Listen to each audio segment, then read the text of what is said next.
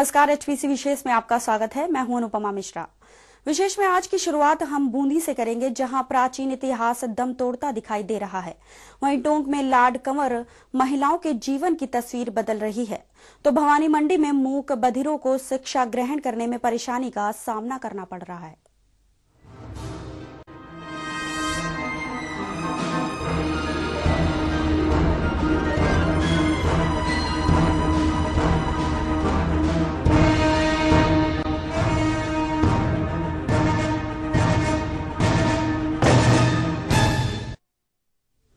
प्राचीन काल में मानव के आशियाने रहे पुरास्थल देखरेख के अभाव में अब जमींदोज होने लगे हैं। महलों, मंदिरों और मठों में भले ही इतिहास छिपा है, लेकिन इनकी सार संभाल करने वाला अब कोई नहीं रहा। पाषाण से निर्मित ये ऐतिहासिक महत्व की इमारतें इतिहास के पन्नों में सामने से पहले ही दम तोड़ने के कगार पर पहुंच गई हैं। अधिकतर भवन जर्जर हो गए हैं और कुछ गिर भी गए हैं। बूंदी जिले में ऐसे कई प्राचीन स्थान हैं। पेश है एक खास रिपोर्ट।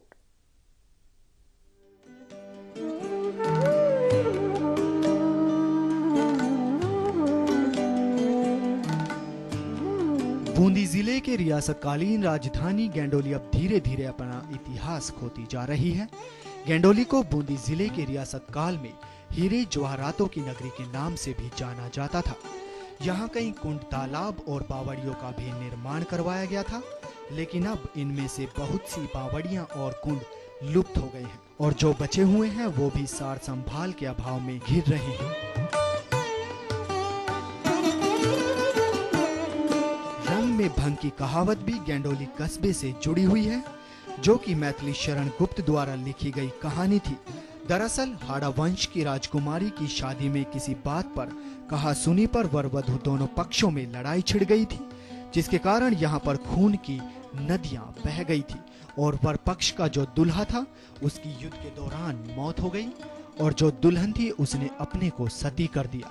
तभी से रंग में भंग की कहावत भी गेंडोली कस्बे से जुड़ी और शिलालेखों पर बनी चित्रों और लेखों में पता चलता है कि जादूगरी में भी इस गेंडोली का नाम बड़ा ही विख्यात माना जाता है और जो हार जाता था उसको गधे पर बैठाकर सरगंजा करवाकर पूरे गांव में घुमाया जाता था। रियासत के बाद भी गेंडोली तहसील भी रही थी, जिसका लेखा जोखा भी मिलता है। ये गेंडोली कम से कम 1500-2000 वर्ष पुरानी है। यहाँ पर लाल सिंह जी जो आडा यहाँ के शासक हुए थे, उनकी लड़की की शादी में बहुत बड़ा एक दंगा हो गया था यहाँ।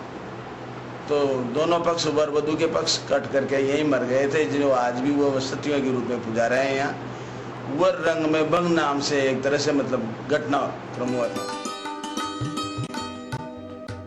बूंदी रियासत काल में यहाँ दो अलग अलग राजवंशों ने शासन किया, जिनमें चौहान और हाड़ा वंश थे। चौहान राजवंशियों का करीब 700 वर्ष पहले निर्मित महल आज देख रेख के अभाव में लावारिस पड़ा है। इसी तरह हाड़ा राजवंशियों द्वारा निर्मित राजमहल भी अनदेखी के चलते जीर्ण शीर्ण हालत में हो गया है, लेकिन इस ओर किसी का कोई ध्यान नहीं जाता।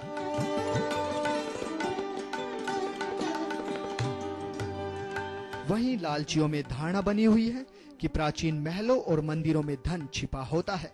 इसी धारणा के चलते इनको निशाना बनाया जा रहा है। जगह जगह से पत्थर निकाल दिए गए और गहरे गड्ढे कर दिए गए हैं और कुछ तो जमींदोज होने के कगार पर पहुंच गए हैं।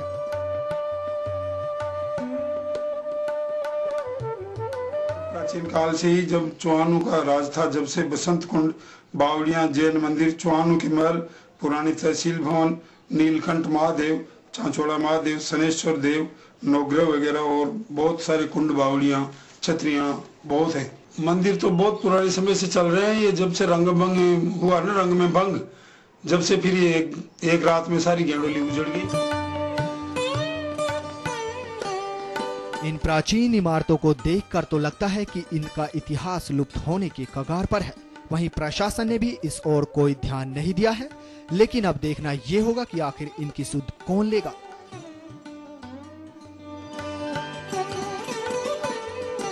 काल की बूंदी जिले की राजधानी कहलाती थी ये गेंडोली। अब इस गेंडोली का इतिहास खत्म होने की चरम सीमा पर पहुंच रहा है। पुरातात्विक विभाग की अगर अपन बात करें तो अभी तक पुरातात्विक विभाग ने यहाँ पर कोई ध्यान नहीं दिया। तो यह राजधानी अपना अस्तित्व खोती नजर आ रही है। यहाँ पर कुंड बावड़ियाँ जो बने थे बहुत से लुप्त भी हो चुके हैं और अब कुछ बचे हैं जो लुप्त होने की कगार पे हैं। इसका इतिहास अब धीरे धीरे मिटता नजर आ रहा है। बूंदी से HBC न्यूज के लिए कैमरा पर्सन के साथ भवानी सिंह।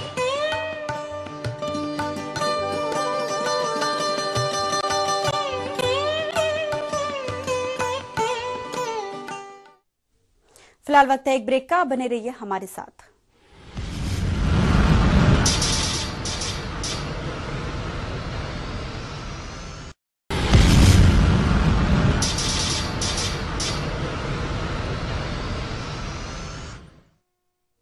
ब्रेक के बाद आपका स्वागत है। बात करते हैं टोंक से, जहां महज 5 साल की उम्र में शादी और 7 साल की उम्र में विधवा हो जाना किसी भी लड़की के जीवन को पूरी तरह से झकझोर कर देता है। तो ऐसे सदमे से उबरकर दूसरों के लिए अपने जीवन को समर्पित कर देना ही जीवन भी है। कुछ ऐसे ही कहानी है टोंक के वनस्थली में वार्डन पद पर तैनात लाड कंवर की, जो कि आसपास के 1 दर्जन गांवों में न सिर्फ महिलाओं के जीवन की तस्वीर बदल रही हैं, बल्कि प्रेरणा स्रोत हैं उन महिलाओं के लिए जिनकी जिंदगियां अंधेरों में दबकर रह जाती हैं। पेश है ये विशेष रिपोर्ट।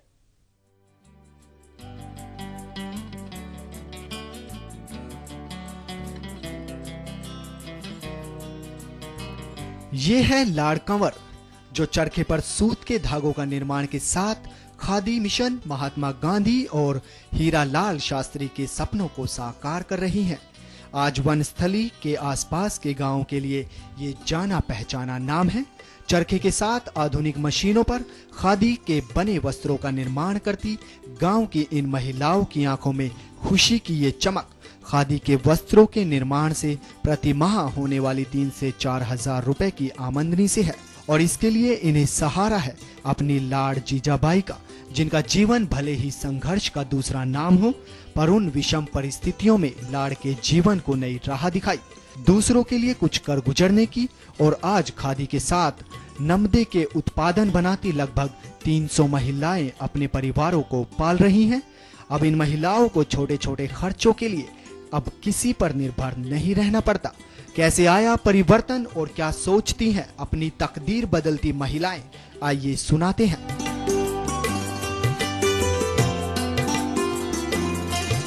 हम खुद कमाते तो अपना काम खुद कर लेते, पहले घर वालों से मांगना पड़ता था एक एक पैसा भी। अब हम अपने आप पर दूसरों पर निर्भर नहीं है, मतलब अपना काम खुद कर लेते हैं। कितनी कमाई हो जाती है, किस तरह का काम करना पड़ता है आपको? पहले चरखा चलाए, फिर धागे, चरखे में धागा तैयार होता, फिर धागे को मांडी लगाते हैं, मांडी के फटकार होती है, फिर गट्टे भरते, गट्टा फिर ताना लगता, फिर मशीनों पे आता है, मशीनों पे तैयार कपड़ा होके फिर यहाँ पेंटिंग भी होती है। अच्छा, कितना कमा लेते हैं आप महीने का? 3 साढ़े 3 हजार कमा लेते हैं। कहाँ से आपको ये इस तरह की प्रेरणा मिली कि आप यहाँ आए और काम करें? लाड जी से।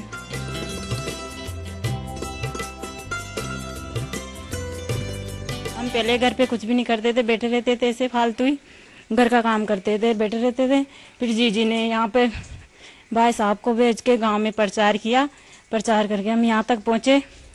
यहाँ तक पहुँच के फिर जीजी ने यहाँ पर काम चरखा का इनका, तो हम चरखा का काम पहले 1 महीने तक तो ट्रेनिंग हुई थी यहाँ पर। ट्रेनिंग हो के फिर चरखा चलाने सीखे, चरखा चला के फिर ऐसे चरखे से उसके लोन मशीन पे चढ़ गए, लोन मशीन पे कपड़ा बनाने लग गए, खादी बनती, खादी बना के हमारे महीने के पड़ जाते हैं 3 साढ़े 3 हजार रुपये।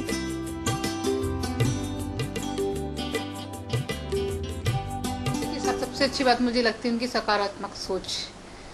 वो ठीक है, शुरू में प्रोडक्शन इतना नहीं होता था, लगता था हम कैसे इनको करेंगे, कैसे इंस्पायर करें, हम कैसे प्रेरित करें महिलाओं को, पर वो सकारात्मक सोच और आगे बढ़ने का जो जज्बा है, वो जो उनके मन में है, वो चीज़ इसको आगे लेती गई और इतना प्रोडक्शन आज हम कर पा रहे हैं कि हम खादी के कपड़े बना के हमारे सभी छात्राओं को हम दे पा रहे हैं। और हमने भी ये रखा है कि हमारी छात्राएं जो है वो यहीं से अपने यहाँ का प्रोडक्शन जो है हमारी महिलाओं के द्वारा बनाया हुआ है कपड़ा ही खरीदें, जिससे उनको भी रोजगार मिले और हमारे भी आपूर्ति पूरी हो जाए।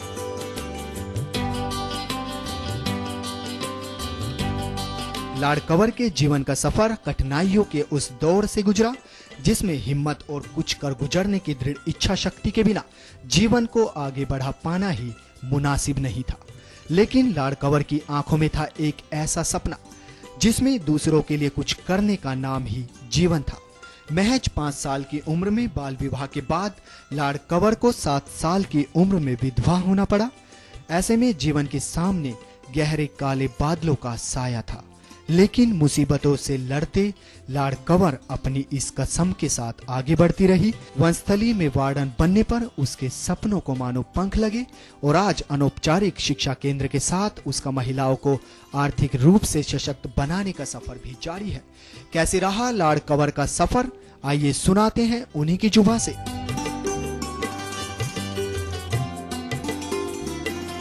मैं आई तो वार्डनशिप के लिए थी यहाँ पर और उसी पद पर आज हूँ भी, लेकिन साथ साथ मेरा मिशन समाज सेवा भी रहा कि मैं ग्रामीण बच्चों को और छोटी छोटी बालिकाओं को पढ़ाती रही, उनको काम सिखाती रही एनएसएस के थ्रू। और फिर मैं रेंजर लीडर रही उसमें गर्ल गाइडिंग में 19-20 साल, तो लड़कियों को भी बहुत लेके जाती रही। इसलिए मेरे ब्लड में मेरे मिशन में है समाज सेवा कि मैं किसी और के भी काम आऊँ। और मैं खुद विषमताओं से निकली हूँ, इसलिए मैं चाहती हूँ कि ये महिलाएं अपने साहस को पहचाने। जो मैं खुद भी वही थी कि 5वीं पास हेल्पलेस थी कि कुछ नहीं कर पाऊंगी, सिवा रोने के कुछ भी नहीं सोचता था उस समय। लेकिन आज मैं उस योग्य हो गई हूँ कि मैं चाहती हूँ कि अबला कोई ना रहे।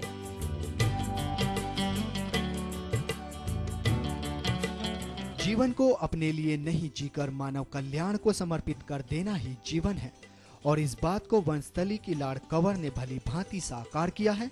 आज उनके प्रयासों से न सिर्फ 300 परिवारों की महिलाएं अपनी तजबीर से तकदीर बदल रही हैं, बल्कि लाड कंवर प्रेरणा है उन महिलाओं के लिए भी जो कि मुसीबतों के आते ही टूटकर गुमनामियों में खोकर रह जाती हैं। एचबीसी न्यूज के लिए टोंक से रवि टेलर की रिपोर्ट।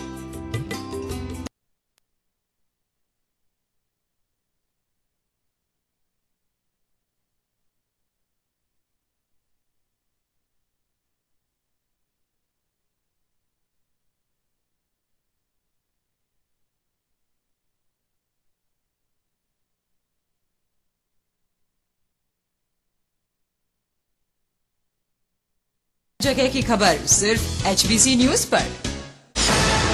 आम जनता सिस्टम से बहुत परेशान है। आए दिन प्रदर्शन किए जा रहे हैं। जो काम करना चाहिए था वो हमको ग्राउंड पे दिखाई नहीं दे रहा है ना। कितना कलेक्शन राजस्थान से हुआ, वो कलेक्शन कहाँ गया? संशय व संदेह है। पुलिस अपराध पर लगाम कसने की बात कहती नजर आती है। समस्या वो दोबारा नहीं हो। विभाग की गफलत सामने आई है, लेकिन हम बहस करना चाहते हैं। प्रशासन पर एक करारा व्यंग भी कहा जा सकता है। बड़ी चुनौती है। जिला भरतपुर अलवर से एचबीसी के भीलवाड़ा से।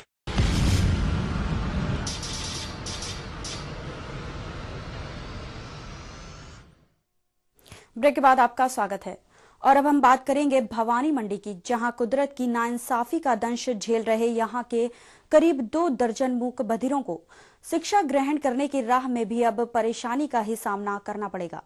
क्या है पूरा मामला, पेश है ये रिपोर्ट।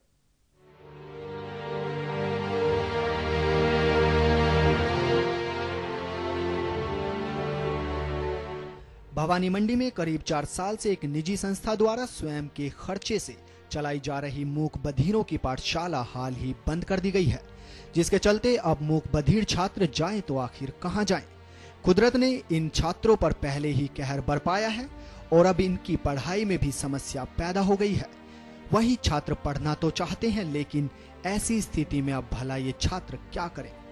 आपको बता दें कि एक निजी चिकित्सा संस्था ने 3 वर्ष कमरुद्दीन अस्पताल तिराहे के पास सुधा मूक बधिर स्कूल खोला था, जिसमें अध्ययन के लिए 60 मूक बधिर ने अपना पंजीयन भी करवाया था और इन्हें पढ़ाने के लिए यहाँ पर एक डिप्लोमाधारी शिक्षिका निशा बलवानी को लगा दिया गया था और छात्रों को पढ़ाना शुरू भी कर दिया गया, लेकिन इस दौरान स्कूल बंद कर दिया गया। वहीं शिक्षिका ने बताया कि अब मूक बधिर के परिजन रोज उनके यहाँ आकर सवाल कर रहे हैं कि स्कूल कब खुलेगा, लेकिन इस सवाल का जवाब उनके पास भी नहीं है। पहले तो प्यार से हैंडल में लेना पड़ता है, उसके बाद उनको धीरे धीरे सिखाना पड़ता है कि हाँ भाई ये तुम्हारा स्कूल भी है, घर भी है, उसके हिसाब से फिर इनको पढ़ाना शुरू करना पड़ता है।